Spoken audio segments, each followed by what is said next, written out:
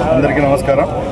ఈరోజు రాష్ట్ర వ్యాప్తంగా 1వ తారీఖు అంటే పండుగ రోజు సుమారుగా 2,900 కోట్ల రూపాయలు ఎందరో అభాగ్యులు అంటే రాష్ట్రంలో 64 లక్షల మంది పెన్షన్ హోల్డర్స్ ఉన్నారు. వాళ్ళ కోసం గత 23 నెలలుగా ఎన్టీఆర్ భరోసా కార్యక్రమం దిగ్విజయంగా అవుతూ ఉంది. ప్రతి ఒక్క గ్రామంలో, వార్డులో, అలాగే ప్రతి ఒక్క దగ్గర చర్చ ఒకటే ఉంటుంది. 1వ తారీఖు వస్తే ఇంటి పెద్ద కొడుకు చంద్రబాబు నాయుడు గారు ఆ కుటుంబాన్ని ఆదుకుంటాడనే దానికి ఇది ఒక్కటి చాలు. ఈ విధంగా భారతదేశంలో ఉన్న ఏ రాష్ట్రంలో ఇంత దిగ్విజయంగా ఈ పెన్షన్ కార్యక్రమాన్ని ఎవరు ప్రవేశపెట్టారు. ఇంకా కొన్ని రాష్ట్రాల్లో 200 రూపాయలు పెన్షన్ ఇచ్చే కార్యక్రమం ఉంటే కేవలం ఆంధ్ర రాష్ట్రంలోనే 4,000 రూపాయలు పెన్షన్ ఇస్తున్నామంటే ఒకసారి గుర్తు చేసుకోవాలా. పేదల కోసం పనిచేస్తున్న ప్రభుత్వం కూటమి ప్రభుత్వం. అలాగే ప్రతి ఒక్క శాఖలో తనదైన ముద్ర ఉండే విధంగా రాష్ట్రంలో అన్ని అభివృద్ధి కార్యక్రమాలు జరుగుతూ ఉన్నాయి. ముఖ్యంగా ఈరోజు మనం అందరం ఇక్కడ రావడం ఏమంటే, ఈ ప్రభుత్వం ఏర్పాటైన తర్వాత హిందూ ధర్మ పరిరక్షణ కోసం రాష్ట్ర వ్యాప్తంగా ఉన్న దేవాలయాలన్నింటినీ పునర్నిర్మాణం కోసం ఈరోజు ప్రభుత్వం పనిచేస్తుంది. దానిలో భాగంగానే దేవాదాయ ధర్మాదాయ శాఖ అలాగే టీటీడీకి సంబంధించి కొన్ని వేల దేవాలయాలకు 100 కోట్ల రూపాయలు కేటాయించడం జరిగింది. దానిలో భాగంగానే నా సొంత నియోజకవర్గం రాయచోట్లో ఈ 20 నెలల్లోనే సుమారుగా 22 కోట్ల రూపాయలు మరియు CGF ప్లాంట్ కింద శాంక్షన్ చేశామంటే ఒకసారి అర్థం చేసుకోవాలా. రేపు రాబోయే 3 సంవత్సరాల్లో కూడా నియోజకవర్గంలో ఉన్న అన్ని గుళ్ళల్లో తప్పకుండా ఏ విధమైన అభివృద్ధి కార్యక్రమాలు చేపట్టాలో తప్పకుండా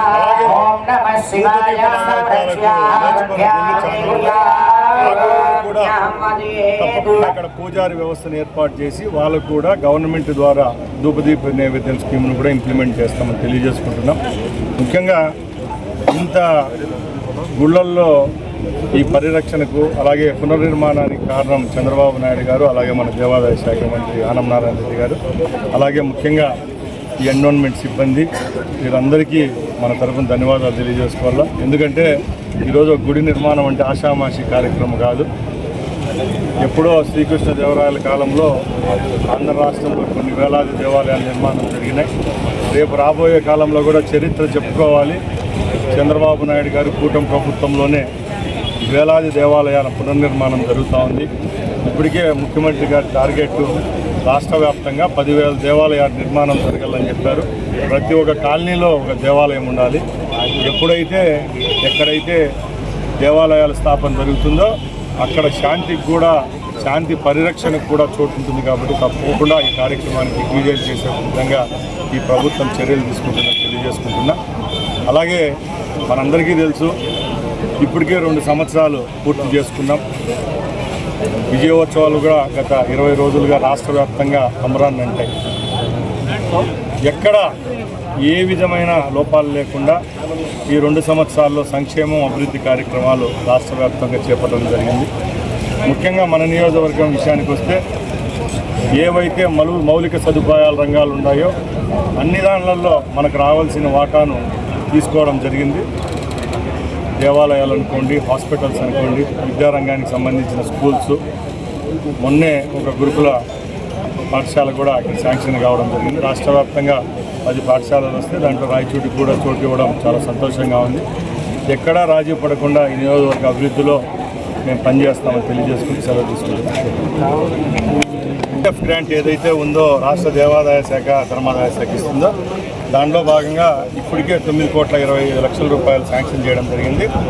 అలాగే హిందూ ధర్మ పరిరక్షణ కోసం ఎప్పుడూ ముందుండే టీటీడీ ధార్మిక సంస్థ, దాని ద్వారా 12,25,00,000 రూపాయలు కేటాయించడం జరిగింది.